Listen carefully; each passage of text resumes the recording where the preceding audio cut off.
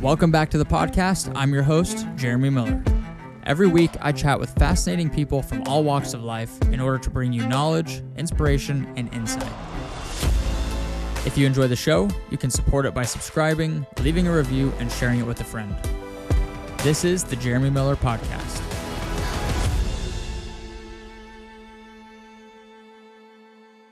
All right, you ready? Yeah. All right, Dominic. Oh, wait, hold on. It's Schlueter, right? Schlueter. I've been saying Schlueter in my head. Well, it's actually the correct German pronunciation is Schlueter, and then one of my relatives just switched it up a few years ago. So Schlueter is technically, you're saying it correct. If we were in German, all the Germans would call us Schlueter, but someone changed it. You just tell people that to make them feel better when they say it wrong? It depends on the setting. So like as a kid, whenever I'd like win awards for cross country, like we'd just let it be. Or the funniest are like the dads that like are calling out kids' names and giving out awards, and they're like, they really want to correct when they get the names right. It's like, no, you're not going to get it right. They'll be like on try 3, like, I've heard some pretty bad pronunciations. And then this is funny, picture day, sophomore year, I told the photographer my name, how to spell, obviously they asked how to spell it, and he spelled it Schleveter. Schleveter. So it's been butchered bad before. That's so funny. So Schlueter. That's hilarious. But if you get it wrong, I understand. I love it. Dude, let's just kick it off right there. Okay. We're learning the origins of Dominic's last name. Yeah. I love it, man. But dude, thanks for coming on the podcast. I'm super excited to have you here, man. This is your first time in Austin, Texas? First time in Austin. Explored downtown this morning, which was crazy. Like I was just looking up. I was like, these buildings are massive. So for those that don't know, I live in Ohio, and there are no skyscrapers. I don't know if you'd consider those skyscrapers, but definitely big buildings. Like the Google headquarters is massive. And then even the Austin Library, they've got like that rooftop space. And it's just, you feel small in a way in the world when you see the big buildings, which I think is kind of grounding. It's very humbling, I think. Yeah. And just being around a lot of people.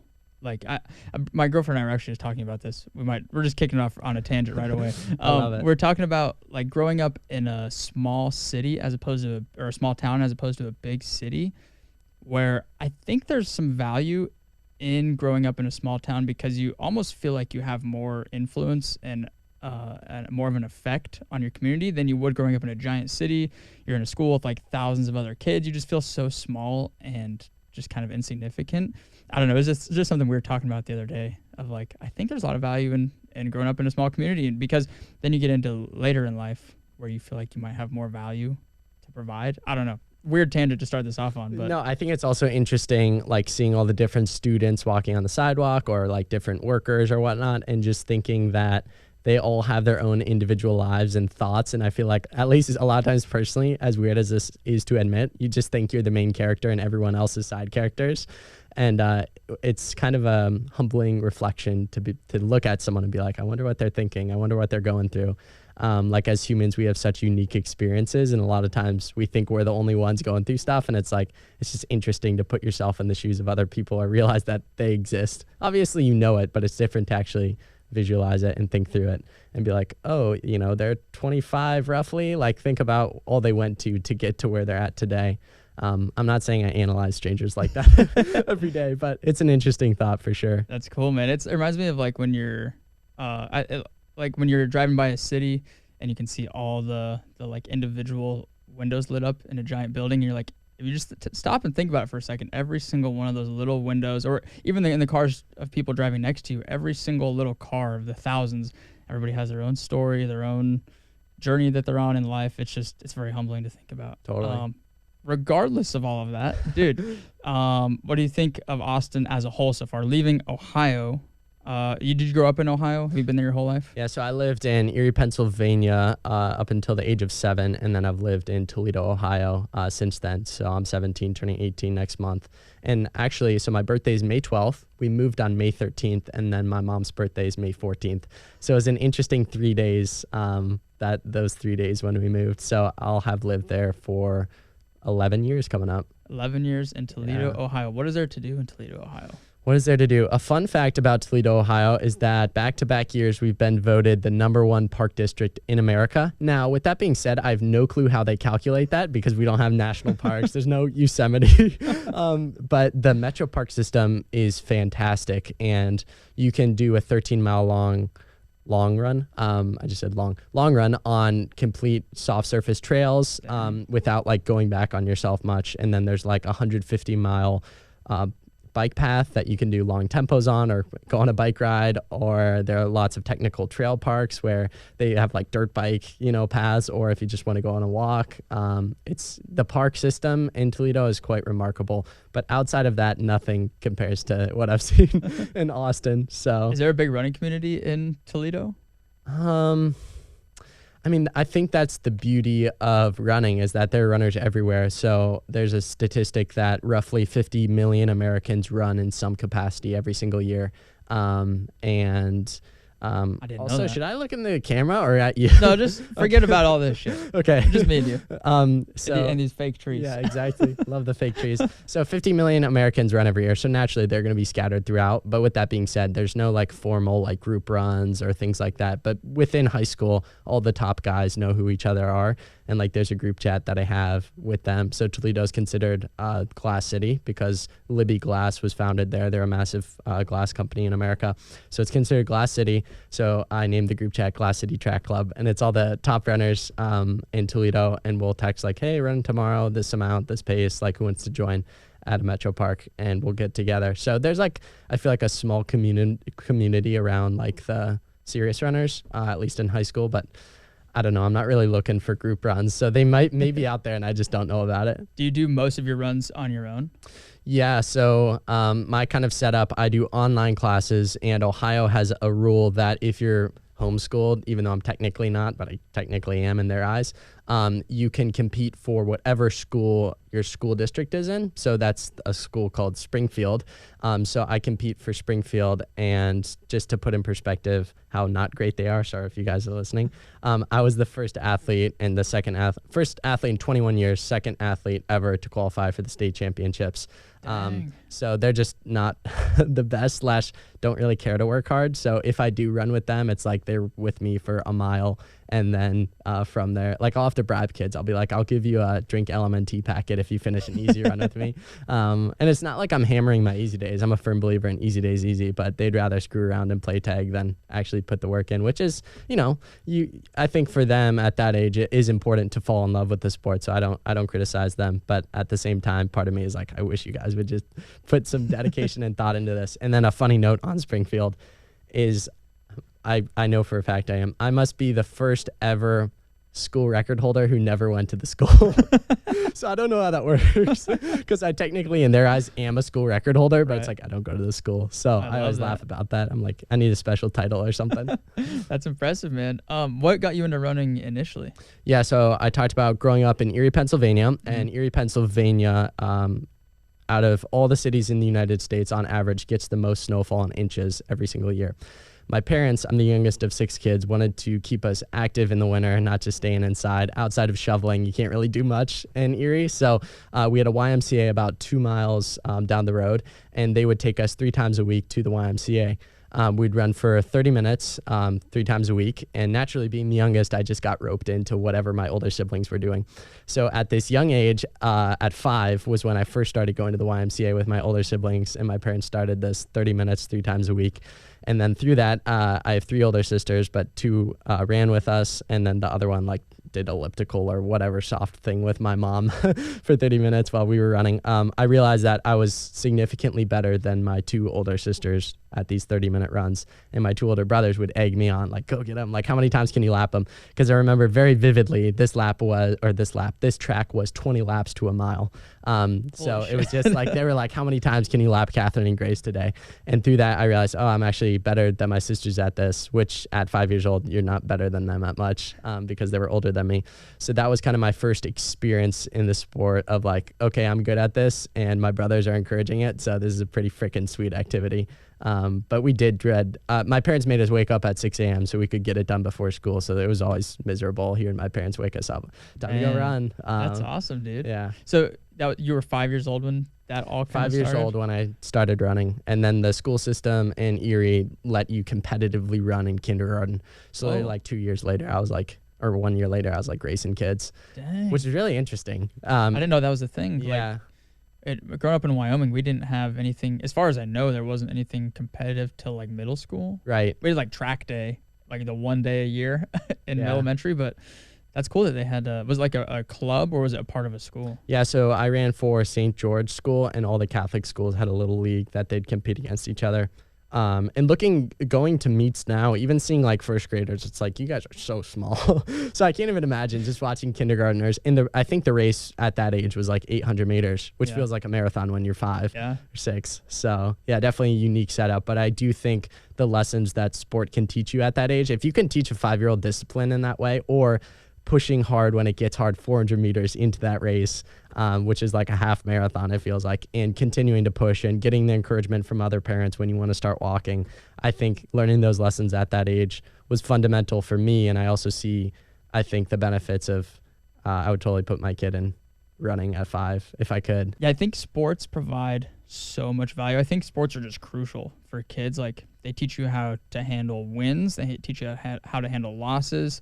Like you said, when there's moments when you want to stop and walk, or you don't want to go to practice, or there's a time you don't want to do something, they teach you the responsibility. They teach you how to do just so many things that are so valuable later on in your life.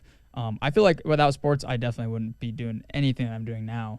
Do you feel like that running has now taught you all of those kinds of things that can bleed into everyday life, like, doing a podcast or getting through school, or just whenever things tend to get challenging in life? Do you think a lot of that comes back to your experience running? 10,000%. I think the lessons and attributes that I gained from the sport, and specifically in middle school when I started to want to get better at that, and then you learn the lessons of dedication, consistency, getting a good support system, nutrition, sleep, etc.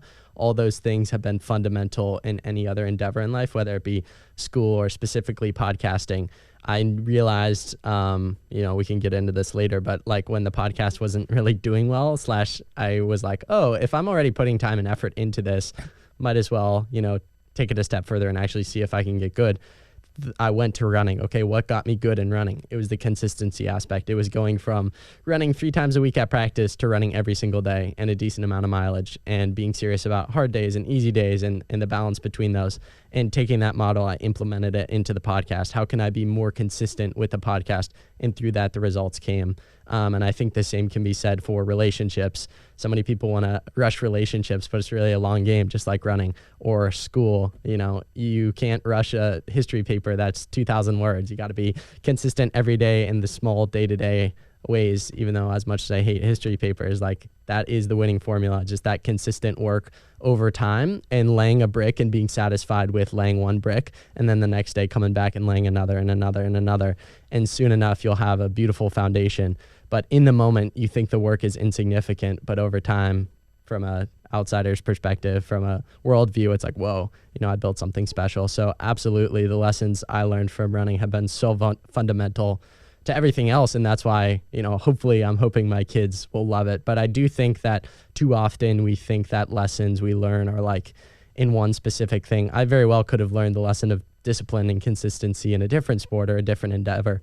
So with my future kids one day, hopefully, the cool thing is they can probably listen to this podcast like 20 years down the road, assuming Spotify still exists. But I think, that's going to be, I want to support them in whatever they do, but as long as they're intentional about getting better at it, then they're going to learn those lessons, which then can help them in other endeavors. Man, you're 17 years old? Yes. You blow my mind when I hear you speak. I'm like, how is this guy? Just not even the way you speak, but like just the knowledge and insight that you have and provide.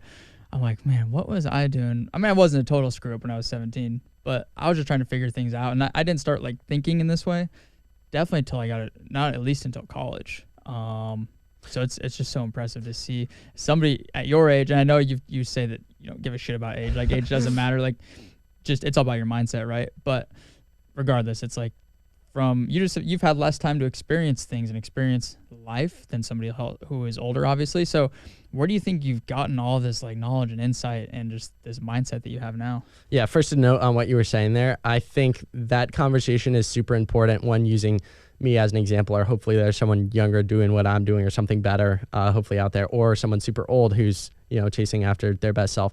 I want to hone in on that point, because I think so many people think they're too old or too young, and they get into this mindset, and then that detracts them from taking action within their own life. And then soon they wake up on their deathbed and they're like, oh, where'd my life go? And that's something I would love to encourage our listeners today is, regardless of your age or where you're at in life or your friends or your interests, it's never too late to become a better version of yourself. And there's a saying, you are under no obligation to be who you were 5 minutes ago. I think it's the truest thing in the world. You can just one day decide that you want to be a runner, and boom, you can go out and be a runner. You can one day decide that you want to start eating healthy, and boom, you can go out and start eating healthy. You can one day decide that, hey, my friends are not actually productively helping me to become the version of myself that I want to be. It's not that hard to lose friends, change your friends. So I want to encourage our listeners, whether you're a 68-year-old or you're a 10-year-old, start to work on yourself. And the biggest investment is yourself. As cliche as it sounds, it's really true. And too many people think that I'll wait in 5 years to be dedicated. And then 5 years pass, and then they say the same thing. And soon enough, they're old. And my biggest fear in life is to be on my deathbed one day with the question, what if, right? And that's why I started a podcast super young. And that's why I have friends like freaking Jeremy Miller, who are however much older than me. That's not that impressive. It's because it's I don't really care what other people think, and I want to be on my deathbed and know that I checked all the boxes that I wanted to check, or at least went after the things, even if they were failures. I don't believe in failures. I only believe in lessons. If you fail, it's just a springboard to something else.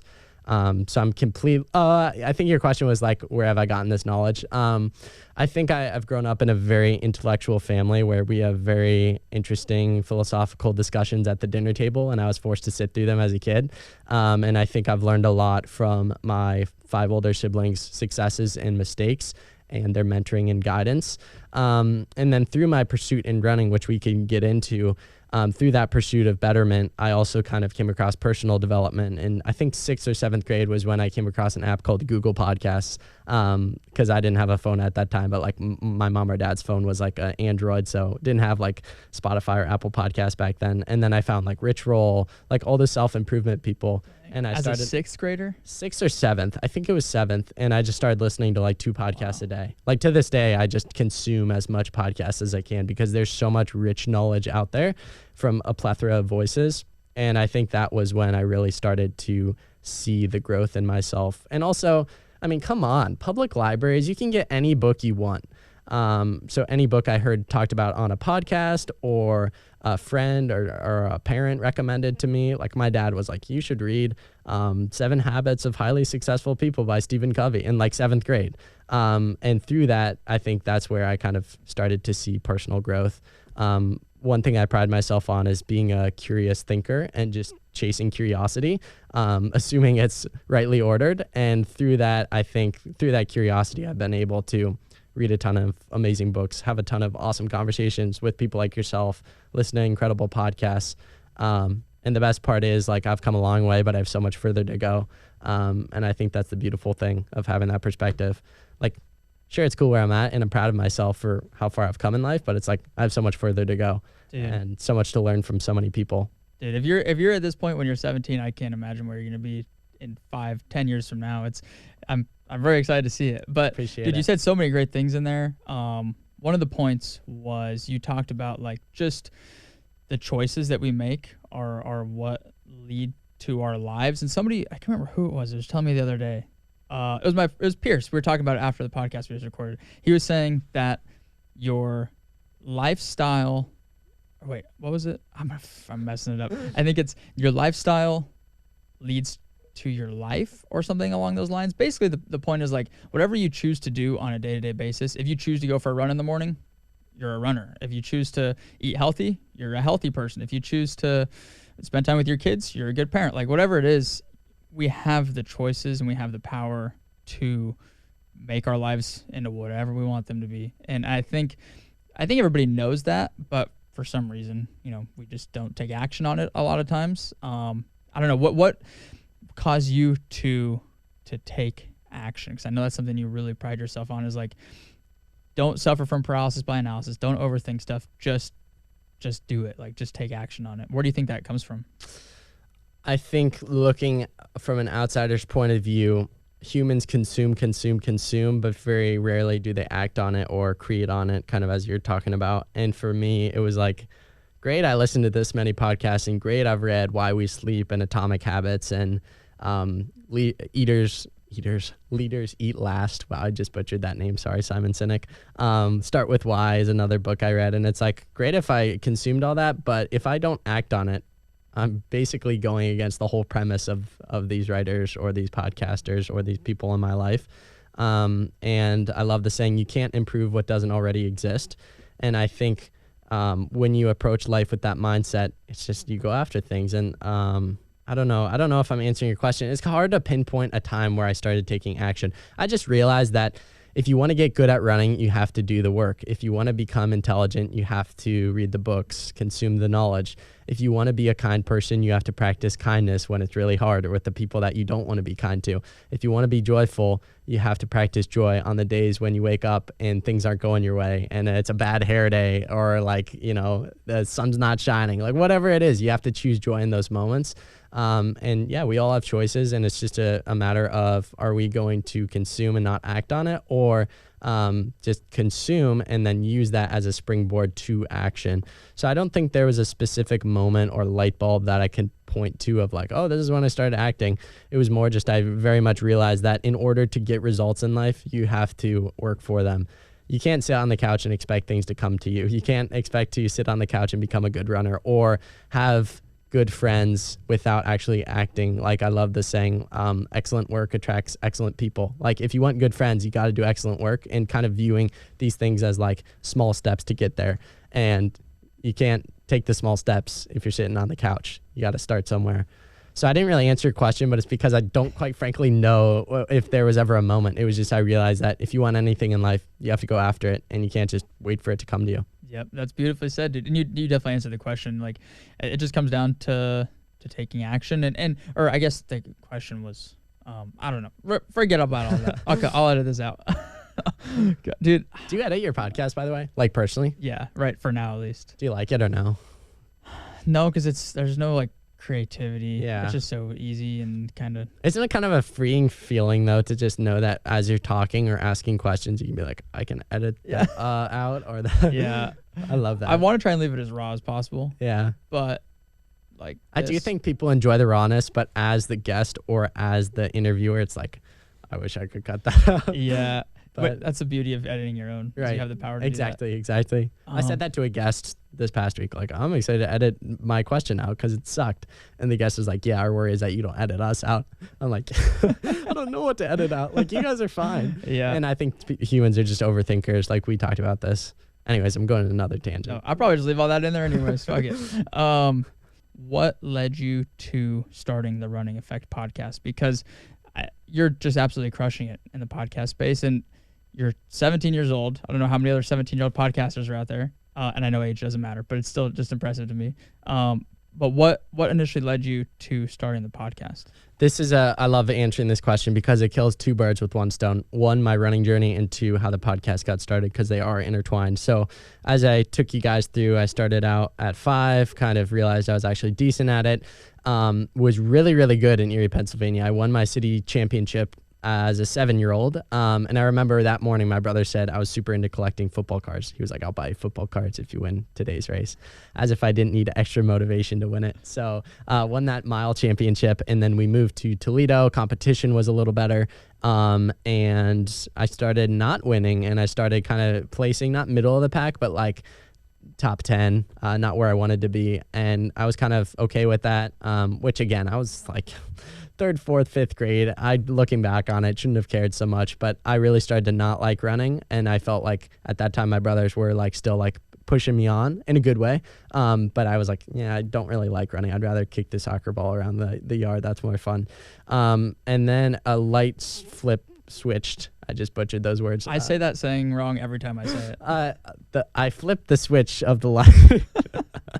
I love this. And in 6th grade, I placed 4th, top 3 get medals.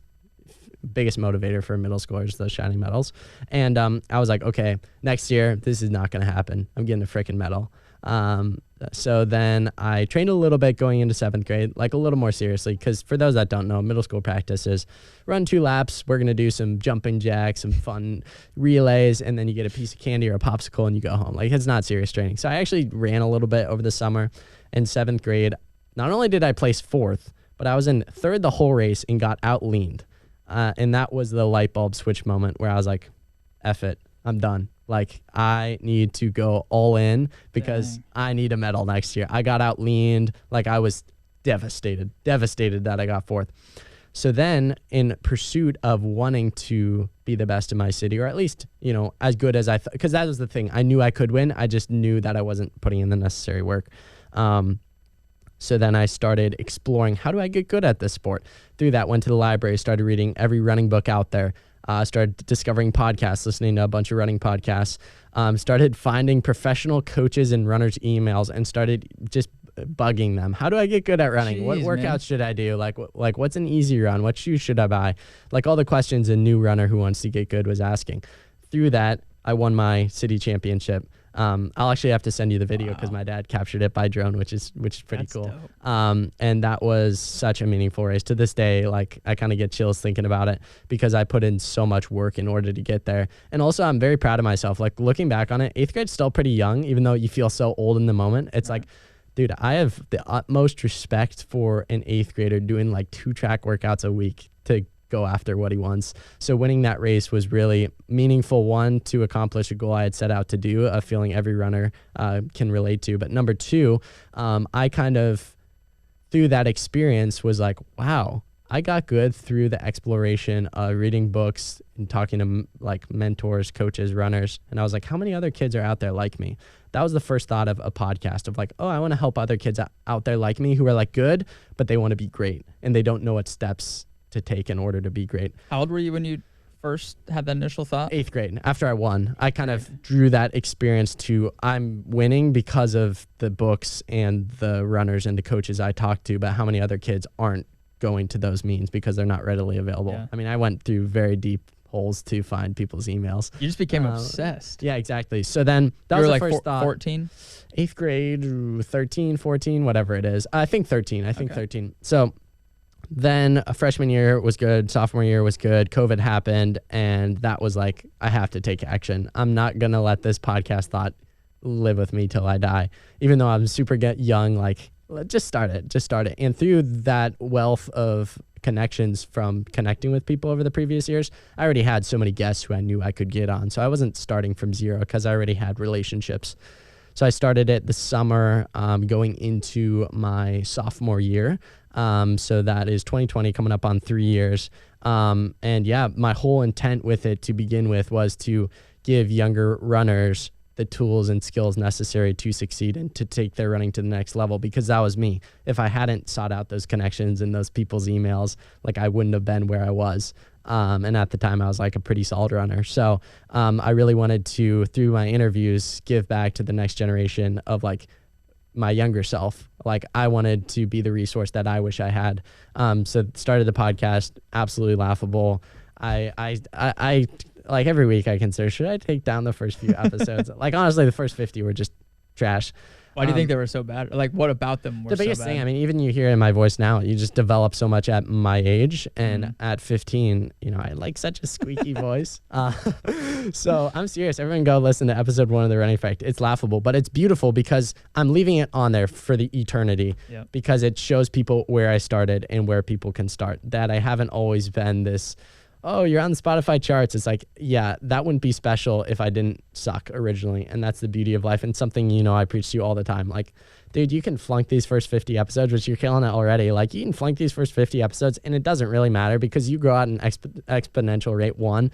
And 2, I'd be a little concerned if you weren't, if you didn't have things to improve on originally. Right. So that's how the podcast started. And then I can kind of take you through how it grew. I was just doing it for fun, a hobby. Of course, I did have the intent, but it wasn't like something I was like super passionate about growing. It was more like I had no clue what I was doing. And I was like, my dad would edit it and then we'd throw it up on YouTube. Like, I wasn't even on Spotify or Apple Podcast till like episode 40. So now you're not on YouTube. Yeah. What the hell, man? We'll fix that. So the light I'm trying to use that phrase again. The thought went off in my mind, similar to me in 7th grade, of like, okay, I'm already putting time and effort into this. How can I be great at it? Because I'm already putting time into it. Like, might as well achieve excellence in this as well. So basically last summer, so really not like just a year ago, I was like, I already have the podcast. I'm very inconsistent. Sometimes it's 2 episodes a week. Sometimes it's 1 every 3 weeks. And you're not going to grow this way. I didn't have Instagram, so there was no marketing. And last summer I was like, okay, let's actually see, you do like this. You're passionate about it. You have the guests who are really, really solid runners. Like, okay, go all in and see what happens. And literally in less than a year, transformation is ridiculous. I'm trying to think of the number off the top of my head. From last April to this April, our monthly listeners have gone up like 2,600%. Holy shit. And even in the past 6 months, our monthly listeners are up 660%. And that is proof of that consistency works. I went from an episode every 2 weeks to then 2 a week to now 1 every other day. And so many people want the results, but they're not willing to put in the work to get there. And I remind myself that every morning when I don't want to do it, or don't want to hop on an interview, or don't want to write show notes for the 5th time that day. But I do truly love most of it, even the sometimes suckier parts like editing or show notes or whatnot.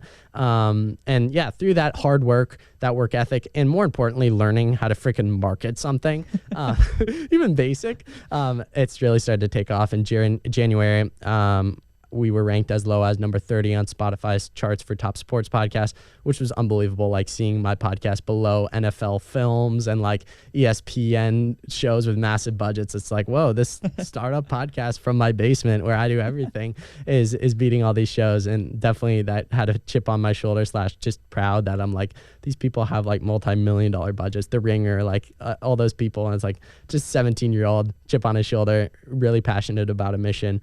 And yeah, 30. And then like last year we were the top 5% most followed and shared podcasts. So seeing statistics like that were pretty neat. And then now all the time too, I'm starting to get these emails from people all over. Last week was Australia. 3 weeks ago was a high schooler in Poland. And it's just like, whoa, the impact is truly remarkable. And it motivates me when I don't want to do it. And I got an email one time from a high school coach in Kentucky. Shout out if you're listening. Super long, kind email. But he ended it with basically like, if nothing else, I hope this message like inspires you on the days when you're not feeling like it, not feeling like posting, because it's impacting me and my team in Kentucky. I was like, dude. So that was a very long response, but that's kind of the journey in a nutshell. That's amazing, man. So you literally just made the decision. I mean, you were doing it for a little bit, like you said, like 2 years or so before you actually went hard into it and just made a decision to make that, try and build it up and grow it. Dude, that's so inspiring, man. Because we talked about before, like if you go back and look at like Chris Williamson, he's starting to blow up now in the podcast space. And I went back. This was in my internal conflict of should I start a podcast or no? Like, because in my mind, I want to be so everything's got to be perfect and look great and sound great and whatnot. And so I had to justify it to myself that like you got to start somewhere. You just have to start. You can't improve what doesn't already exist. That's right. And so I went back and I looked at it was like Chris Williamson's very first episode. It was just him. There was like one microphone in the middle of this room, one like shitty webcam like 30 feet away. It just looked terrible, sound terrible. And now he's got like nearly 1 million YouTube subscribers and a giant podcast. And same with like Joe Rogan. Like go back and look at his first episode. They're just like these people trying to figure it out and just starting. And that's the biggest thing. And that's something that you have obviously done is you just started and you just took that first step and got into it. Right. So do you think, here's some numbers I want to read now. There are estimated 5 million podcasts worldwide. But of those 500, oh my goodness, I cannot read today. Of those 5 million, there are only 500,000 active podcasts. Like, do you think that there's something to be said there? Like I don't know what percentage that would be. I'm not doing the math right now, but a very small percentage of people that start a podcast actually follow through with it and continue to do it. What do you think about that? Yeah, I'll throw you another statistic. 90% of podcasts that start don't make it past episode 3. So 90? Congratulations on being in the 10%. Oh, wow. And then of those 10% that survive, 90% of those quit after 20. Holy shit. You said 90, so 90% of podcasts that quit after episode 3. And then 10%, the 10% that survives that 90% that get cut, 90% of that 10% quit after epised 20. Dude, that tells you everything you need to know right there. If you play the long game, you win. And the biggest thing for me, my dad, I think maybe thought, I mean, he was so encouraging, but he was like, write up a Google document of your thoughts and what your mission is and like what do you actually want to do, which I would do the same for my, 14-year-old son if he wanted to start a podcast. And my goal, because he said, what's your goal? And I said, my goal is to impact one listener positively in every episode. And while I wasn't getting like one comment or one email per week saying this is impacting me, I did feel that I was doing that. At least even though there were a small amount of people listening, I did feel like I was doing that. And because of such the minuscule goal of that, like I was literally just doing the podcast because it was fun, because I got to have conversations with successful people, and because it was something that I was scared I would never do. And as I took you guys through, I was like, you just got to start. Because of those goals, they were all so process oriented that I didn't care about the outcome. And all those podcasts that aren't active and that quit after episode 3, it's because they post and they expect 10,000 people to listen, And because of that, they quit when they don't see the results or the validation. Same thing for running. Everyone wants the PR, like the lifetime PR after a week of running. And it's like, no, if you want to be good at this, you have to be in it for 10 years. And that's why it's meaningful. Anything meaningful in life took a lot of time to get there. That's exactly what brings it meaning. I love the saying, success tastes sweeter when it takes 10 years. And it's so true. If you just hopped on Instagram and you had 85,000 followers, they wouldn't mean anything. But because of that journey to get there for you, each one of those people actually is meaningful. So for me, I think we live in a world of instant gratification where now our attention spans are lower than goldfish. How embarrassing is that? Is that a fact? Yeah. Really? So I think human attention spans are 8 seconds and goldfish are 9 seconds. That's incredible. Yeah. I totally believe it. So I think we live in a world of instant gratification that it is so easy to separate yourself if you adopt the mindset of delayed gratification. And once you do that, you're just in a separate crowd. And that's what I would tell anyone starting their fitness journey, their nutrition journey, their podcast journey, their self-improvement journey, is don't worry about the results, worry about the process, and the process will get you to the results eventually. But you can't be thinking about the end goal. Sometimes you need to a little bit for motivation, but you can't rely on motivation. You need to rely on dedication. That's another thing. So many people are like, oh, I'm going to be so motivated every day. And then we see this every year with the gym statistics with New Year's resolutions. You might be motivated for a week and then they don't see the results because they haven't engaged with delayed gratification. And then the results aren't there and they're like, I'm going to quit. Same thing with those podcasts. So delayed gratification, man, secret sauce. It truly is a secret sauce. And that's what I love about running so much is it's such a tangible way to see that and experience that. Like when I first started getting into running, I just wanted to go run. We talked about this last week when I came on your show, but like I just wanted to go and run as hard as I could every single run because I wanted to like hit a PR every single day. But when I realized that you can't just go out and do that every single day. It's just the consistency over time that develops the skills that you need. And yeah, it's can I share a story there? Yeah.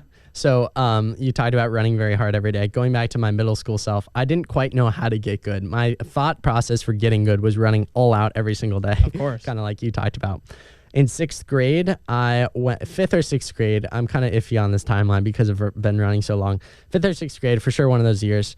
My older siblings who kind of didn't run super consistently now would bike by me. And also I was too scared to run in the neighborhood by myself. I'm not sure if that was a parent issue of like instilling fear or like, but like every parent's like, just stay safe. And like, I feel like it was very valid from their perspective to be like, warn me about certain things. If cars stop, like, just be safe. And I think through that, I was like, just scared. So I'd always try to get a sibling on the bike. So my brother was biking me and naturally I was like, okay, going for a PR in the mile today. And so I went out and I ran 5:30 on the dot. And I was so mad with myself, despite running a freaking PR. Like, be happy, man. You're in 5th grade. Like, the world's yours. And I was mad about it. So what I did was I was like mad about it, walked inside. I'm like, I'm going to go do that again later today. Oh, my God. 5 hours later, bro. 5 hours later, I convinced my sister this time to bike by me because my brother wasn't around. And I don't think I lasted 200 meters. I just threw in the because naturally you're not supposed to run back to back all out miles. But it was, I mean, that was kind of, I've always had that fire inside of me of just like, I want to get good. I want to be better. And I always laugh at that story of like running a 5:30 mile, a new PR nonetheless. But I was like, I didn't go under 5:30. I need to go run again. I think that's what makes you so great though. Or anybody who is going to either is successful or eventually become successful is like, they just have that thing in them that whatever they're doing isn't good enough. And it can become unhealthy at times, I think. But for the most part, it's a very, very good trait to have because it's just, if you went out and did something that was decent and you're like content with it, then what's the incentive to go and get better or to grow? But you have that thing that even though you just hit a new PR, you're like, fuck, I know I could run faster. I know I could do better than this. I want a 5:29. Dude, and that's probably why your podcast is successful and it's going to continue to be successful is because you look back at those first episodes, and if you looked at them and said, "Oh, those are pretty dang good episodes," no, you want to look at them and be like, "Those are trash, garbage." Like I know I can do better. I know I'm better now, and I know that what I'm doing now I can continue to improve on. And I think when you get to the point where you can no longer say, "Oh, I think I can get better at this," then you just got to move on. You're over. You got to do the next thing. Yeah, I think knowing that you are bad at something can be one of the biggest motivators in the moment. Because even for you, what is this, episode 5 for you? Mm-hmm. We've talked about episode 1. You said you've taken so many lessons from that episode that you're now implementing into your daily strategy for the podcast. Literally just within 4 episodes, you've been able to have that self-awareness and that growth mindset. And it's the same thing for me. When you aren't always satisfied with yourself, there's always room to grow. And through that, you get better. And then also through having that mindset of, I was really bad at this thing and I'm actually decent now. It's a self-refreshing thing to realize how far you've come, but because of that, how much further you can go because you just did it. You know, if you go from a 5:30 mile to a 5-minute mile, be satisfied with that result, be happy with the process and the hard work it took to get there, but also realize that I just cut 30 seconds off. Okay, let's go to the next 10. And being satisfied enough to have a healthy, sustainable mindset and not burn yourself out, but also being content and hungry. And that's something you see in professional athletes. They always want more. Like they always want the next ring. And it's definitely not always the most sustainable in the moment, but it wins championships. And another funny running story, I do want to share this one because I even thought, what stories do you want to share on the pod today? This is one of my better running stories. So I was sharing about my brothers who would bike me. This was going into my 7th grade year, and I wanted to, the year after the 5:30 mile incident, not incident, I ran a PR, but like I was so mad about myself. So the next year, the big goal, going into the summer of training, again, I took you guys through, I was motivated that year. I'm like, I'm not getting, I won a medal. I got to train for it. So again, naturally, you go to run a PR in practice. I wanted to break 12 minutes in the 2 mile because the 2 mile was my distance in 7th and 8th grade, and 6th it was the mile, so it was going up 1. And I think I ran 12:08 like a week before, so I was right on the cusp, but I knew I could do it. For whatever reason, I chose a specific day, and I was not willing to budge. I was not willing to wait another day because in my mindset, I was probably like, well, I'm going to go out the next day if I don't get it again. And the solar eclipse, like they happen like once every 150 years or 1,000 or whatever it was. I don't know if you remember this day, but everyone was talking about it. My hometown was like the like mecca of it. Really? In Wyoming. Like this is a weird tangent, but everybody from like everywhere just came to this tiny little town in Wyoming. Anyways, go back you know what I'm talking about though. Everyone was talking about for weeks. Like this is a once, you're never going to experience this in your life again. Everyone go out, you can purchase the glasses at your local library. Like don't hurt your eyes.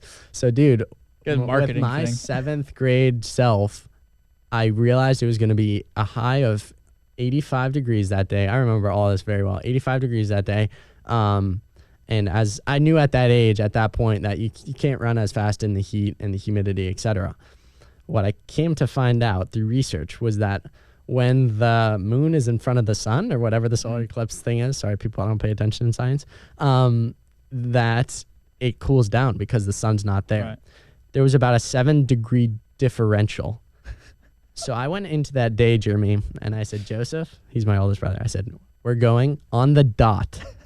Like at like 12:01. It was like 12 something because the moon is going to be in front of the sun and it's going to be colder. And that's my shot to break 12 minutes in the 2 mile. So we went out. I came through in 6 flat, like 5:59 high or 6 flat. And my brother was like, come on, you just did this. You can do it again a little bit faster, a little bit faster. And I kid you not, like I'm trying to not look up because I like heard all the warnings on the news, like don't look into the sun. You need to buy your special glasses from the library. I wasn't trying to run with them on. And I ended up running 11:58 during the solar eclipse. And like a few minutes later it ended. And that's one of the funniest, most vivid moments because I did something of such significance for myself at that time during such a historic moment. And we come inside, my parents are like watching the TV and like that with it on the like sun. But it's just such a side hilarious story that I think back to of like, I've always definitely been meticulous and like, it's going to be 7 degrees cooler. So that's so funny, man. So my first time breaking 12 minutes in the 2 mile, which is now like tempo pace, was during the solar eclipse, which is a pretty BA thing to have pride in. That's so funny. Everybody else is out, drink a beer, watching the moon or the sun. You're just out there running PRs. That's so funny. And you mentioned in there that you're like a very, you said meticulous or maybe like analytical type of person. I'm definitely that same way. Do you feel like when it comes to running, do you think you develop that from running of like all the math and the calculations and all this stuff? Because I don't know where it comes from for me, but I don't know. That's not even a good question. No. I think it's a good question. I think absolutely, because through learning from these coaches and these athletes, it's like if you do these workouts over year span, so 52 weeks, you're going to get good. It's like the input, you get the output. It's not always like that, but through that, you kind of learn that meticulous preparation is how you get good, and that it's no one week, it's no one workout, it's the sum of everything. And again, too often people are like, oh, it's this one workout that makes or breaks people, or the running media especially is like, what's the one workout you did before you ran 12:50 in the 5K that made you run 12:50 in the 5K? It's like, you idiot. It was the 12 years of work beforehand that made this athlete a 12:50 5K runner. Otherwise, everyone would go do a 10-mile tempo. And they all say the same thing. It's like, it's the sum of all the work. And I think something I've seen in high performers, in individuals like yourself or like national record holders or national champions, is they're all so meticulous. And again, maybe to a fault, but a lot of times these high performers have to have those kind of obsessive mindsets in order to get to where they are. And I'm not saying it's a healthy or sustainable thing, but they realize that they have the short period of a high performing career and that they need to be do the work 365 days out of the year. So I think being meticulous in your work, in your preparation, is how you get good. So fantastic question. No dumb questions, Jeremy. Like, dude, we're back in like second grade math class. Okay. No dumb questions. Well, thank you. That makes me feel much better. I appreciate that. That's a perfect segue into what I wanted to go into next. Is like, you've interviewed and chatted with all these very high level elite athletes and runners. Is there first question one? Are there any notable people that you've talked to that like maybe they're not even like well-known people or whatever, but like you remember them because of something they said or the mindset that they had, or just because of the like persona that they had? Is there anybody that you distinctly remember? Yeah, 2 people come to mind because they're current day mentors of mine and friends. Number one was the person who the running fight kind of came out of. Someone I emailed back in the day. His name's Alex Osberg. He graduated from Stanford, multi-time All-American, sub-4 miler, 13:18 in the 5K, I think is his PR. And then he went on to graduate school at the University of North Carolina, where he also competed for them and was an All-American last year. He was guest 1. So I feel bad when I crap on episode 1 because he was great. His responses were good. Right. Squeaky Dominic wasn't as much so. But so he definitely has been a person who I would not be who I am today without him. And I'm definitely a byproduct of Alex Osberg. So episode 1, that's more an individual, not necessarily like an episode, but I've learned so many valuable life lessons from him. And I kind of wish he's developed into this mentor of mine where we talk on the phone probably once every 2 weeks and just have the most philosophical, life-altering questions that I ask him about, or take him through negotiating brand deals or getting his opinion on skipping college, or these things that he's just got this such wealth of knowledge and experience that he can draw from to help me out. So he's definitely an individual that I've learned so much from. And also I think he is very unique in that he's very fast, but he has a very sustainable excellence mindset where he realizes the points in his career where he's gone into pitfalls and he kind of want to wants to help those under him who are going through his experiences to be like, okay, don't do this. Don't put your identity fully in running because I did that and then I got injured and it was a tough spot. Like small things like that as an example. And then number 2 is Elise Cranny. She also ran for Stanford, multi-time All-American. And then she went on to, she made it in the Olympics in 2020. She's the back-to-back U.S. Champion in the 5K. She's also the U.S. American record holder in the indoor 5K. I want to say she ran 14:33, which is unbelievable. So there's a reason it's the American record. These numbers don't even process in my mind. So she came on episode 20, and for whatever reason, man, normally I'll have a guest on, we'll text or we'll email leading up to it, text a little bit after when it's going to come out, and then when it comes out I'll thank them, maybe say a nice thing or two depending on the guest. Particularly for her, I was very appreciative because she just had this incredible attributes that just very joyful, very insightful, and through that we just like kept texting, and like I would check in with her, she'd check in with me, and through that, that's another relationship that's kind of blossomed where she's also been someone that like just the running effect wouldn't be what it is today without her. I mean, she's a one-of-a-kind human being. So those two individuals, while it's not like, I'm kind of forgetting your question, while it's not like super specific, those are two individuals of relationships that kind of blossomed out of the podcast, specifically in Elise's case. And I think too often people see the performers on TV and they're like, they're in a different world, but it's like, no, they're just normal human beings who all struggle with the same things. And quite frankly, even though they're running 13:18 in the 5K and 14:33 in the 5K, they deal with injuries too. Like as us mortals think that like, oh, they're, they have it perfectly fine. Or a big thing I see is people are like, they're always motivated. It's like, they're never motivated. They're just like us. They don't want to get out of the bed. They don't want to get out that afternoon to do their 5-mile double after doing 15 miles in the morning. Like they're just like us. I do think there are obviously attributes that help them to be better than us. But I think a lot of people see the athletes on TV and they're like, they're in a different world. It's like, no, they're the nicest individuals ever and very caring and loving and supportive. But so many relationships have come out of the podcast. And I think that's been, it's the perfect excuse for myself as a high schooler to just have ridiculous conversations with unbelievable individuals. Like this CEO of The Atlantic is one, Nike's historian emeritus. His whole job was documenting Nike's history, worked hand in hand with Phil Knight every week, the founder of Nike. Someone like him, just like all sorts of different super successful people, Olympians, American record holders, people who a lot of times I'll be on the other side of the mic. It's like, I looked up to you like 3 years ago, but I don't want to say that. So, that's so cool. Does that answer your question? No, definitely. And I think that was kind of what I was going to lead into is like the podcast space. This is really what got me into it a lot. It was just like you mentioned it's such like we wouldn't be sitting here just having this conversation if it weren't for the cameras and the microphones and whatnot. Like it's such a good excuse to just get with somebody that you would never normally get with and just have a deep conversation, and you get to like go into these very like dense topics and kind of learn from people and learn their insights and their experiences, and then therefore share that with other people so they can learn. And it could be, somebody like yourself 4 or 5 years ago where you're sitting on the other side, just taking notes, learning from these people's experiences. So it's just such a cool thing. And I don't know, like massive kudos to you for you starting when you did and going on this whole journey to do it. Among all of those like elite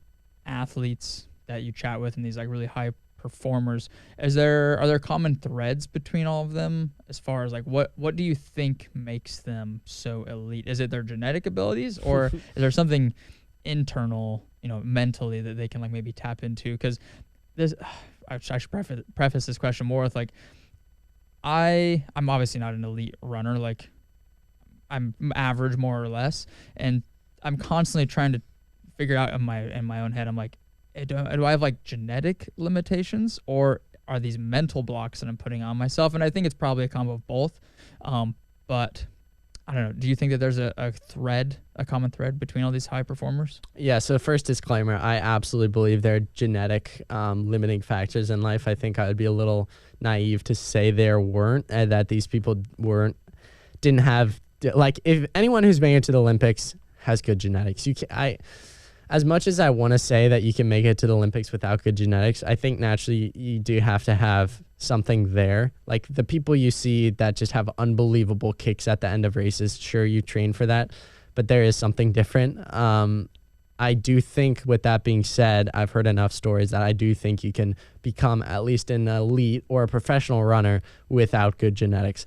I find it hard to believe you can win Olympics and world championships without those genetics, but I do think you can make it very, very far off of work ethic and whatnot.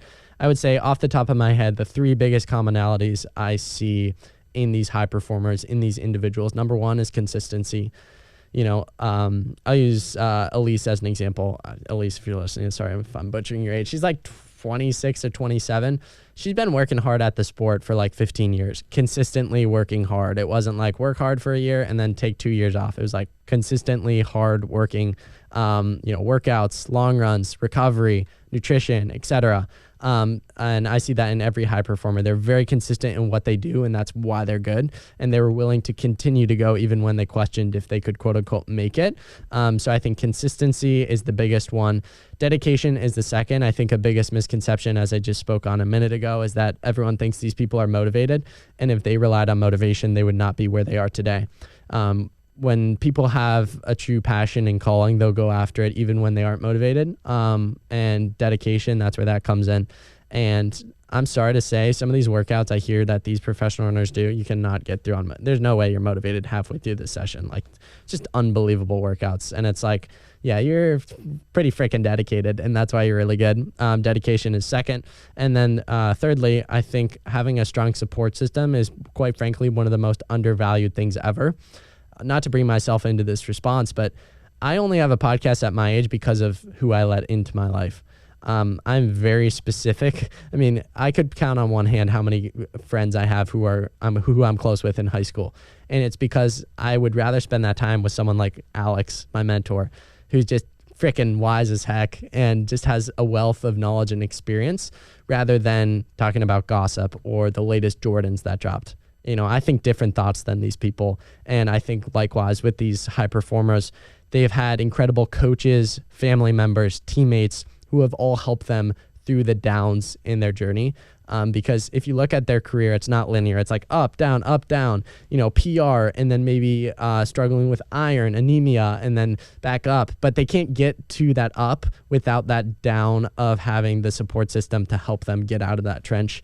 And I think throughout these people's careers, if you go talk to their coaches or their teammates or their family, I'm sorry, I keep hitting the tree. I apologize, buddy. He's fake. He's plastic.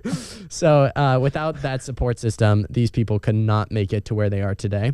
And that's why professional running groups are so specific with who they let onto their team or who they let their team interact with.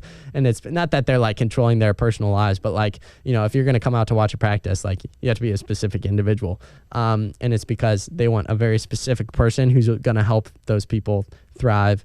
And I think, you're the average of the 5 people you spend the most time with. So when Elise went from pretty decent college runner, but I don't think people would have thought she would be an American record holder, to then being on a team with American record holders and Olympians, of course she's going to become one because that's who she's surrounding herself with.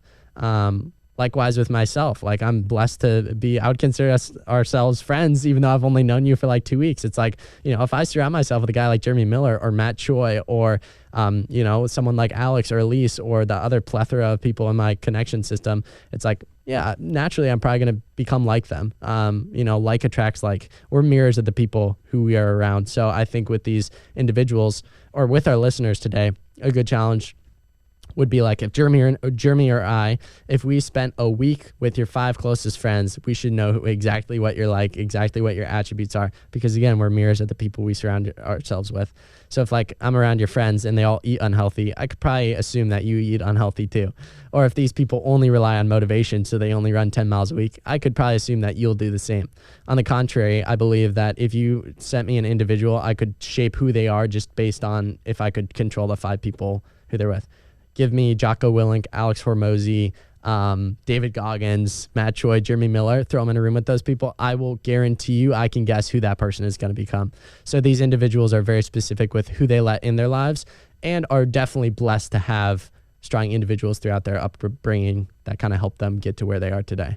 Dude, it's all about who you surround yourself with. It's part of it, a big part of it.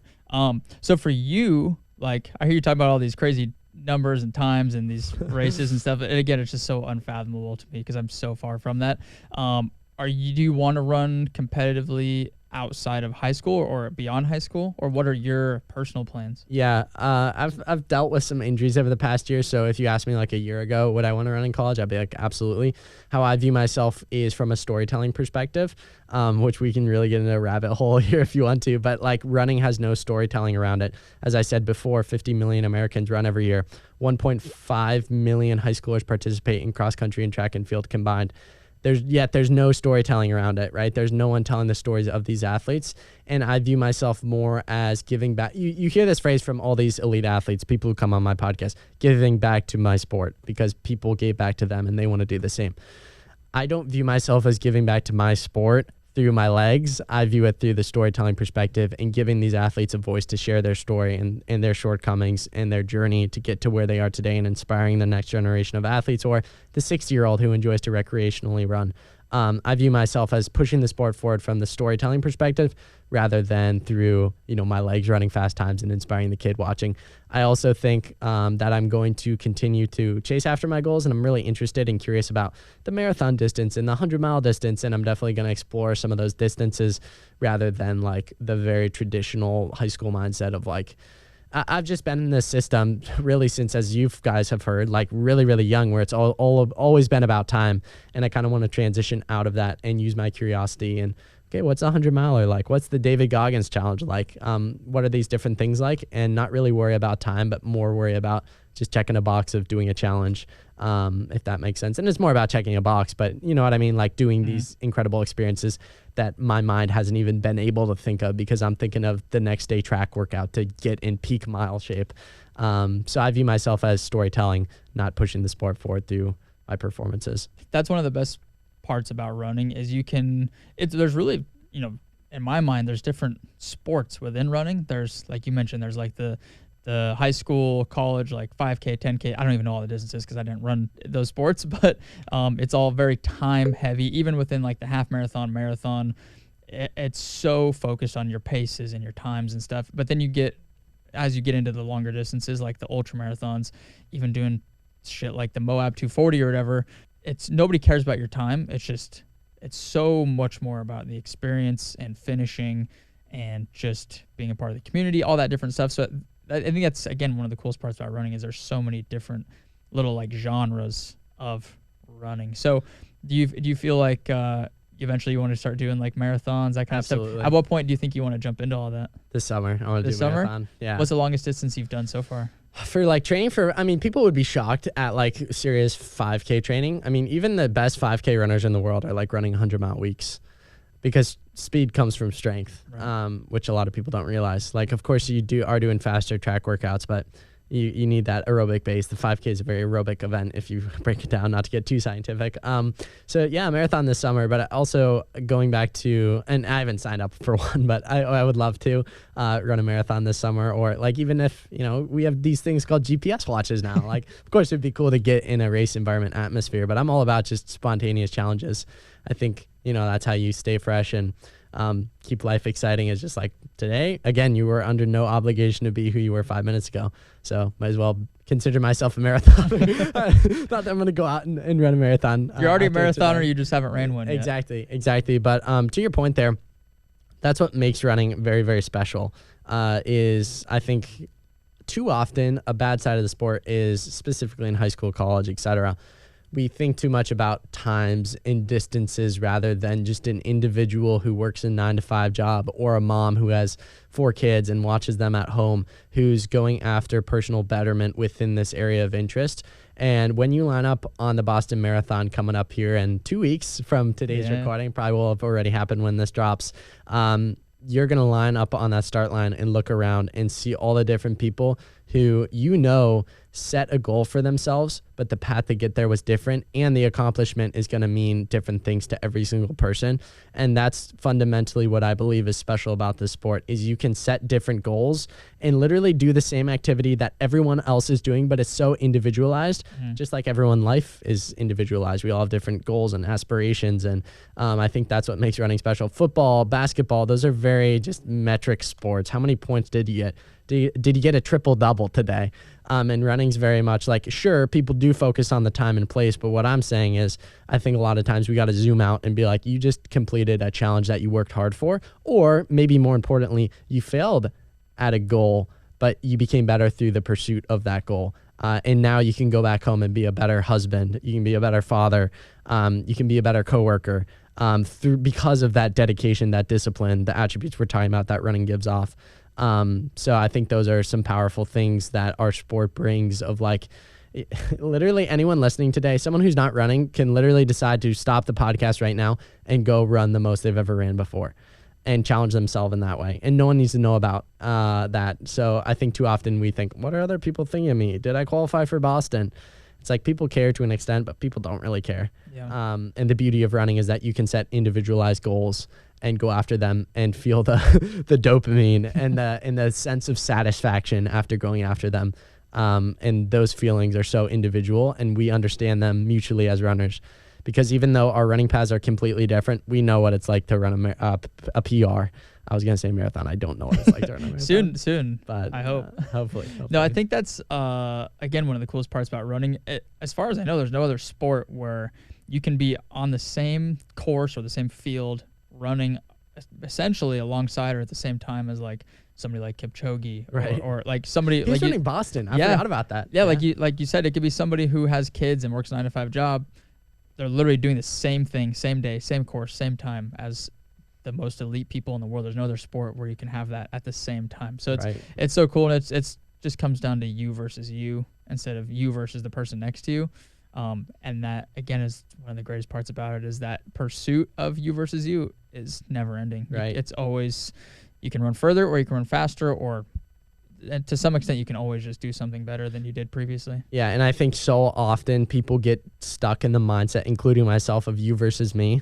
And a good amount of competitiveness is necessary in specific levels of the sport, like in high school, definitely, or professional. If any professional runners are listening, your paycheck is dependent upon that. So yes, to an extent, but I think too often, vast majority of runners, let's just take this out of running. Vast majority of people in life, it's all about the comparison game. And the saying comparison is the thief of joy is the truest statement ever. And we're constantly comparing ourselves to others. What is this person wearing? What have they accomplished? What degree do they have? And that fear almost paralyzes us from taking action.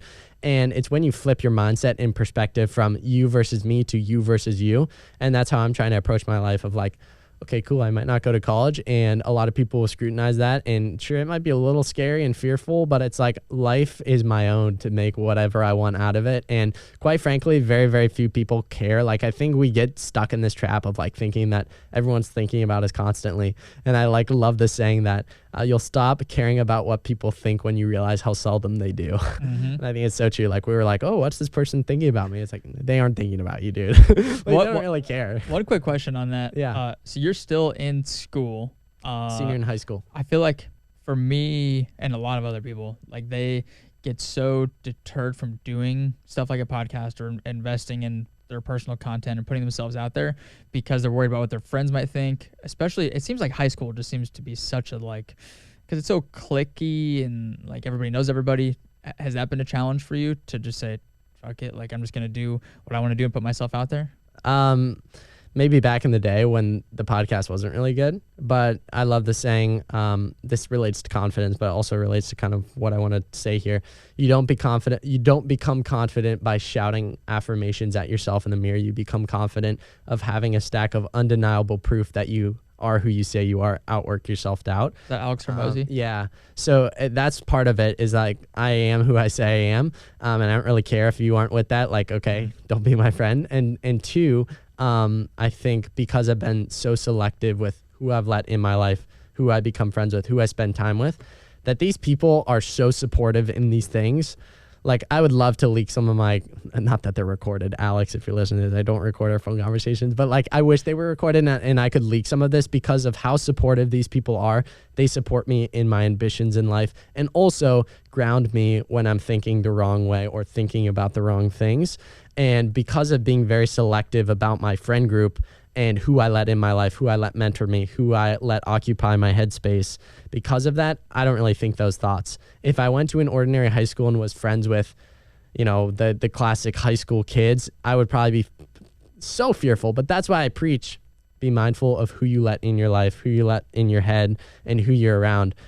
Because if I had specific people in my life like that, like the cliche cliques, like, sure, I probably wouldn't have a podcast. And sure, I would care enough. I probably would have cared so much about what those people thought that I wouldn't have started the podcast at all. And today I think the podcast is successful enough where people on my track team like look up to it, but like that wasn't always the case. Like there were definitely comments that were made about it. And it's like, cool, at least I did something. Yep. And you're playing Fortnite at home. And that's not to say that like, screw you. It's more like to say like, I'm actually doing the work. And when you do the work, you can criticize it / you're not really in my circle of people that I give headspace to. And I think that's the problem too. We see these we talked about this on my podcast. We see these negative comments and it's like, those people are just hurting. And also like, I don't really care about what you have to say if it's really negative, if it's not actually grounded in something. If someone comments on my podcast, like, hey, that edit was off there. And if the edit was off there, thank you so much for the comment. Really appreciate it. I can take that feedback and improve. But if it's like, this guest sucked, like, it's like, no, they actually ran an American record and I really enjoyed the conversation. And because of that, like, I'm not going to give any head space to that comment. I think so much of it comes from jealousy too, because in their mind, they know that you're the one that took action. You're the one doing something and they're not.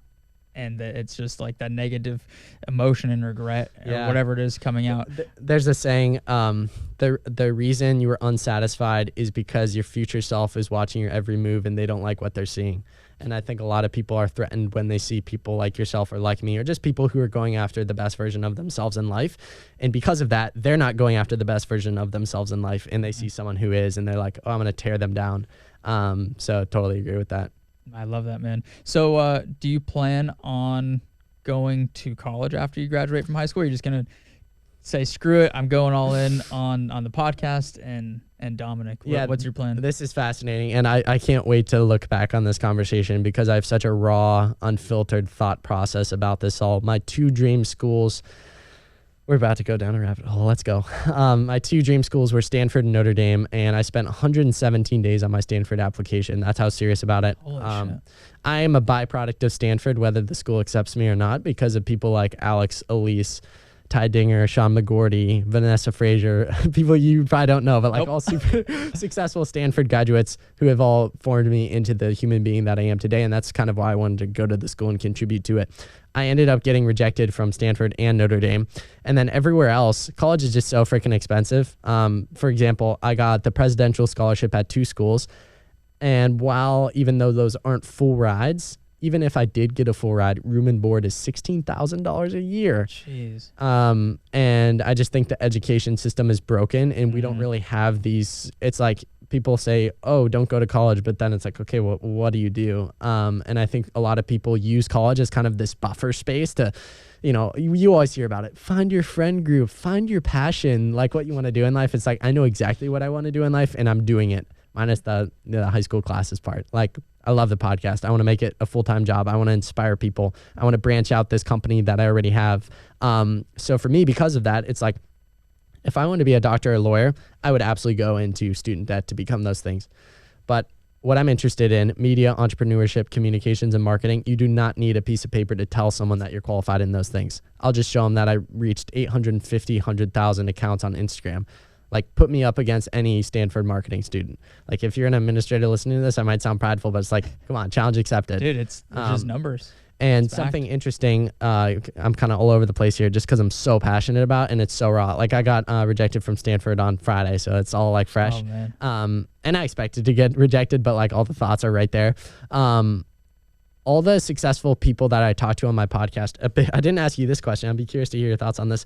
I'll ask them, how much of what you do in your day-to-day job did you learn in college? So I asked that to the CEO of The Atlantic. More interestingly enough, physical therapy, something that is so college-based education. Yeah. A guest I had on the podcast, Colleen Little, she's the PT for Nike's Bowerman Track Club. And if I'm not mistaken, if I'm remembering correctly, she said 99% of what she does in the day-to-day and what she knows came from learning it on the job, not in the classroom. So it's like, I'm learning about entrepreneurship and marketing every single day because I'm doing those things. So I don't feel like I need a college degree or need to go into debt to learn about those things because I'm already fundamentally learning them. So I am very likely going to take a gap year / never go to college. It's just a question of how can I financially survive while also growing and doing what I love to do, because I'd way rather make $50,000 a year doing what I love to do rather than making $1 million doing something I hate, a 9-to-5 corporate job that I just am miserable at. But maybe a broader conversation, if you're interested in maybe getting a little political, I just think the education system, what they look for is just completely lacking and failing, and how I'm not even able to illustrate to these colleges what I'm successful in my podcast, because all they care about is a GPA and what classes you took. And like my online school, by the way, when I say all this, I have a good GPA. Like I've only ever once not gotten an A in a class. So I have good grades, but the problem is I can't take every single honors and AP class that like private school students who are applying can take. And without getting too private here, I did have the privilege of speaking to an administrator at one of the schools I got denied at. And she basically said that, and wonderful individual, super grateful she was willing to set up the phone call, but she basically said your class rigor is just not as competitive as we would like other students at this school to be. And I was like, one thing I have that most every single student at your institution doesn't have is applied knowledge. I've shown that I can apply the knowledge I learn in the classroom and outside the classroom into a specific endeavor and be the first ever. I'm the first ever high schooler on Spotify's charts for top sports podcast, at least to my knowledge, and I'm pretty sure that's the case. And it's like, but they don't really care about that. They care about you taking every honors class and AP class.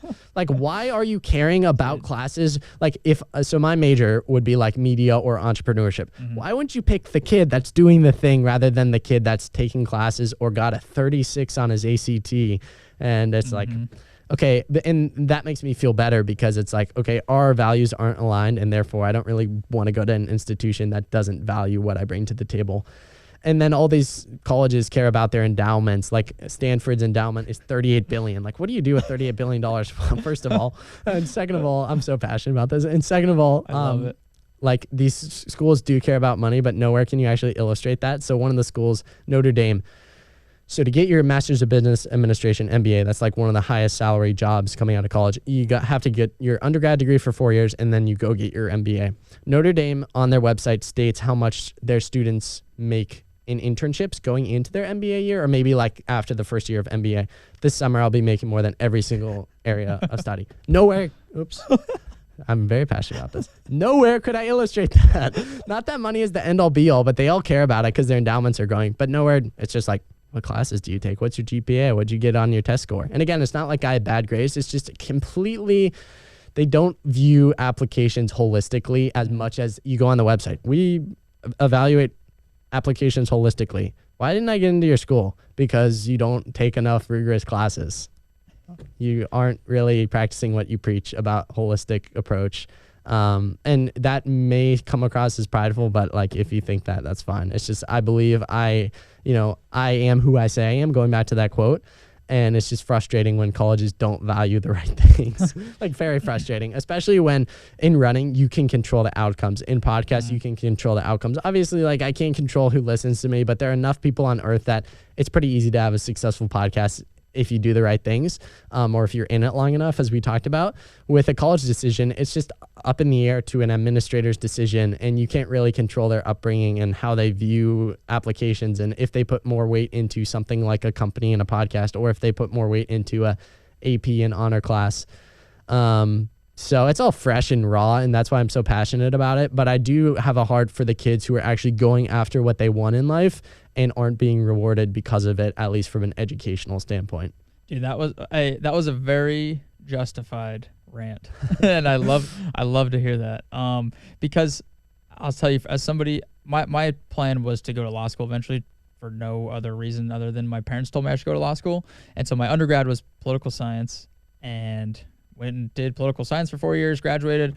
I don't use anything from that. I don't even remember what I learned. So you agree about learning it on the job? Oh, 100%. Because, dude, all the business people that I know, or entrepreneurs, or people that are working for themselves, none of them went to school. And if they did go to school, none of them are using the things that they learned in school. They learned it hands-on, doing the things that they just, you have to learn when you grow a business that school's not going to teach you. Right. And I have so many friends on the flip side of that who went to business school, they got their MBA and did all this shit, and they're as far as I know, none of them started a business, or they're not using the. If they did start a business, they're not learning any of the shit they learned in school. They're just it's like you said, it's just such a broken system, and I think people just want people to play the game and be a part of the system, and I don't know. It's a very corrupt thing, and it even just going into like the financial side of things is so. Oh, they benefit. Up. Why are we charging kids $16,000 a year to live and eat? Come on. There's this like really messed up dilemma where like as soon as the government came out with the like federal student loans like FAFSA, that is obviously an incentive for the schools to jack up the prices because like they just get a loan from the government. They can it's just such a messed up system. So I'm so glad that you realize this now as a high schooler before you go down this path and get into like loads of student debt and just waste your time, frankly. Right. And again, if you're going to be a lawyer or I think an it's engineer absolutely validated or a doctor, to go right because you need it's kind of a means to an end. Right. But my form of like David Goggins. So David Goggins, I love when he went back on Joe Rogan after his newest book. He talked about how he reads the hate comments, records them, and then plays it back to himself. What I'm going to do is frame the rejection letters of Notre Dame and Stanford and put them in my big office one day. And again, so many successful people get rejected from the school every year. So I try not to take it personally, but also it's not that I was rejected from the school. It was that I was rejected from those schools for the wrong reasons. And I haven't talked to Stanford, so I'm not exactly sure of their thinking. But with the schools I've talked to, it's just like, I mean, any kind of rejection never feels good. Well, and I'm a firm believer that rejection is just a redirection, and I'm a firm believer in Christian. And one of my prayers going into this, as hard as it was Jesus, please open the right doors and close the wrong ones. And how I like to view this, at least, maybe I'm wrong, is that he closed the wrong ones, and the wrong one very well could have been Stanford. And as scary as it is in the moment, I think 5 years from now, that Dominic will say not going to college was the best decision of his life. Not that I've made decisions yet. I just have to figure out how I can financially survive and continue to grow as a human being. And I'm quite frankly not really worried about those things because I'm a go-getter. You know, I have a good work ethic. I have the attributes. I have the networking. I've got the connections. And while, you know, a sophomore at Stanford is a sophomore at Stanford, taking the classes, partying every Friday night, you know, hopefully by that point, the Running Effects is a 6-figure business. And you know, I'm going to enjoy looking at that rejection letter every day. Dude, I think you're going to be just fine. Hopefully.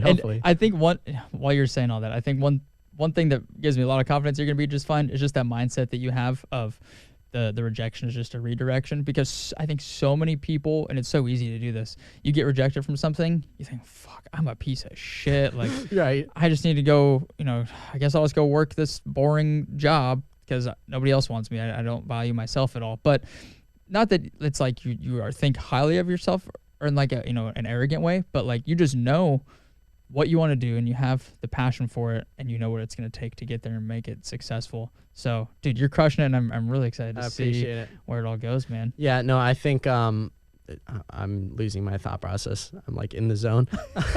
I think with that, like, yeah, I think it's always scary in the moment. Humans fear the unknown.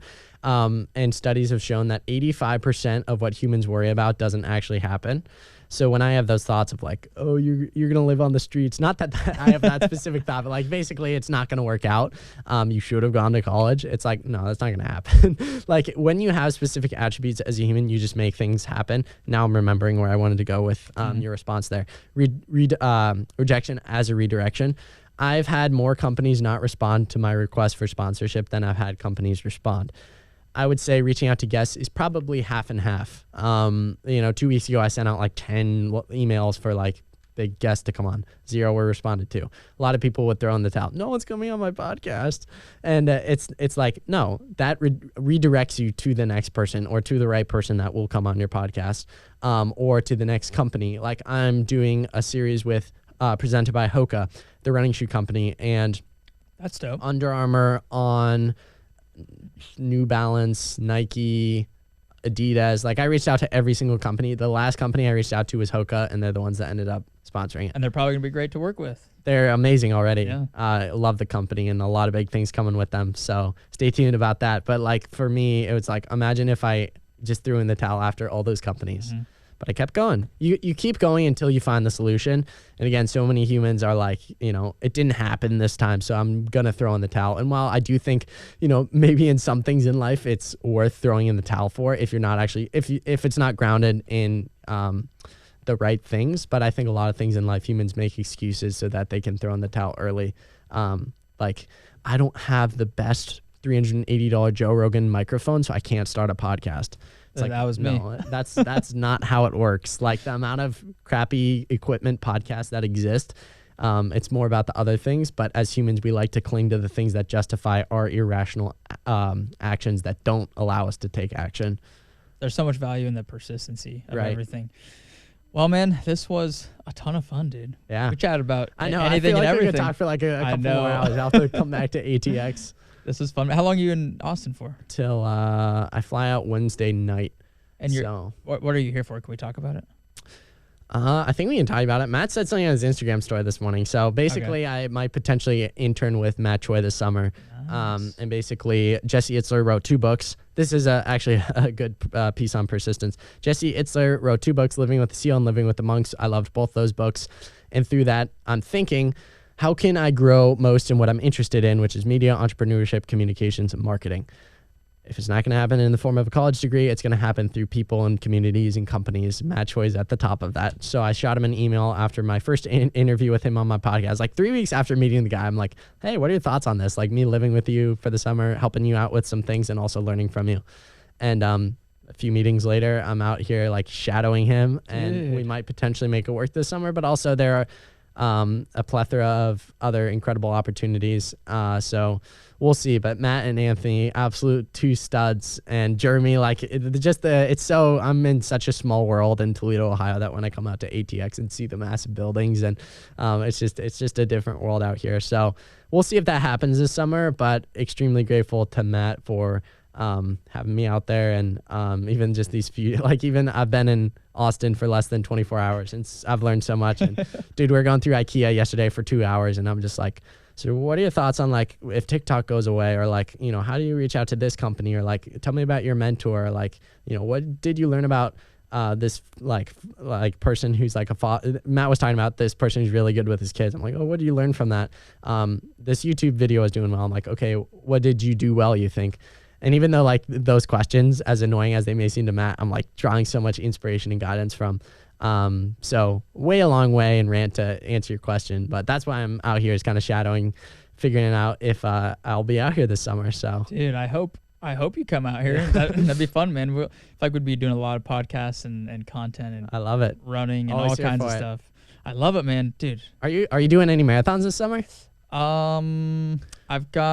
I have Boston in 2 weeks, and then the OC Marathon, that's out in California, and I've got like some ultras this summer, and then Chicago in the fall. But Let me know. I'll hop into them. Dude. I'll have to do my first marathon. let's do it, man. That's what I'm saying. I'm just all about, even though I haven't really done too much of this, and I don't like to practice what I don't preach, and I haven't run a marathon, so I'm like about spontaneous challenges, and that stuff sounds fun. So throw me in the ring. You probably blow me out of the water though, hearing you I talk don't about all know. these times. But that's so I have a friend, shout out Omar if you're listening. We run with each other on the weekends sometimes, and he's definitely slower than me. And he was like, I want to run a marathon this summer. I'm like, absolutely, I'll do it with you. He's like, you're joking, you're gonna be way ahead of me. And again, so many humans get caught in the trap of like, you have to go all out if you're an individual. And it's like, no, I'm totally fine, chilling back if for the experience and for that individual challenge. So I'm here to pace the next Jeremy Miller. I love it, dude. Miller, I'll just be marathoner, dying, and you'll just be trotting next to me, just fine. Say the David Goggins. Who's gonna carry the boats, Jeremy? Who's gonna carry the logs? I need that, man. Man, this was so much fun though. Where can people find you and your podcast? Yeah, so the Running Effect podcast, if you just search the Running Effect, it'll come up on Spotify, Apple Podcasts, Google Podcasts, YouTube soon, because Jeremy's bugging me enough about it. Get your ass on YouTube. And then the Running Effect on Instagram, and then if it's like a business thing, Dominic Schlueter on LinkedIn, or therunningeffect@gmail.com. So Awesome, man. appreciate you, man. Stoked to release my episode with you. This is so fun to do. Fancy studio, cameras, nice microphones. But yeah, I think like you said, these conversations are so much fun, and you can draw so much out of them, and they're a great excuse to go deep on subjects. And maybe as I'm on this tangent, a challenge to our listeners would be seek out the uncomfortable intellectual conversations in your life and find individuals who are willing to have those conversations with you. So my brother, who lives in Columbus, Ohio, 2 hours away from me, super successful individual, now a musician. He just signed with Provident Music Group, which is under Sony. Sony owns Provident. So very successful individual. And I'll talk to him probably like 5 times a week. And sometimes it's 10 minutes when he's coming home from the gym. Sometimes it's 40 minutes when he's coming back from the airport from Nashville after recording. And we'll just have very insightful, deep conversations. Or someone like Alex Osberg, who I talk to on the phone like once every 2 weeks. Very insightful, deep conversations. And through those conversations, through conversations like these, you glean so much insight from humans who are insightful and who are truly seeking the best version of themselves. So if I'm the listener today, go have an uncomfortable conversation or intellectual conversation and talk about death, mortality, talk about goals, talk about discipline, dedication, things you're lacking in, things you can improve in, things you're doing well. Be proud of yourself for the things you're doing well. Have those tough conversations, positive conversations, because you're going to feel better walking out of that room or off the phone call with that person than you would talking about, did you see what was on the news today? So that's my challenge to everyone today. Go seek uncomfortable conversations, because the only place that comfort happens, the only place that success happens is outside your comfort zone. I love it, man. Dude, your insight and your mindset and your just speaking ability just continues to impress me, man. Appreciate it. Making me look bad over here. My goodness. No. And again, that's the thing. Maybe another challenge for our listeners. Everyone thinks they have to have it figured out, or they don't have it figured out. And humans are so critical of themselves. And like, I guarantee you there'll be a thought in my thought process today, like, oh, what were you saying on the Jeremy Miller podcast? Why did you share the solar eclipse story? Like, who cares about that? But it's I love that story. We are all doing our best in life. And what makes humans unique is our uniqueness, which is like, duh. But it's like, what makes conversation special is our uniqueness, that you bring something unique to the table, that I bring something unique to the table. And out of my 170 guests, no one is the same. And that's why the conversations stay exciting and why people keep listening. Like, if they were all the same conversations, the numbers would just slowly decline. Like, you're just having the same conversation, bro. I ask a question to most of my guests. What advice would you give to your high school self, which I forgot to ask you. And almost every single time it's a different response. And that just shows that through our human experiences, we're all different. And that's what makes us special. And utilize your specialness and uniqueness for the world, for good. Like, be a force for good, as Notre Dame said, which I would have loved to been at their university. But nah, you don't need that. See me from the top, Notre Dame. See me from the top. I love it, man. That was beautifully said, dude. But again, thanks for coming on, man. Go check him out, the Running Effect podcast. Appreciate Dominic, it, brother. I'm so excited to see all this cool stuff you're about to start doing. Me too. Episode 5, right? Episode 5. We're on episode 5. Yeah, this is 5.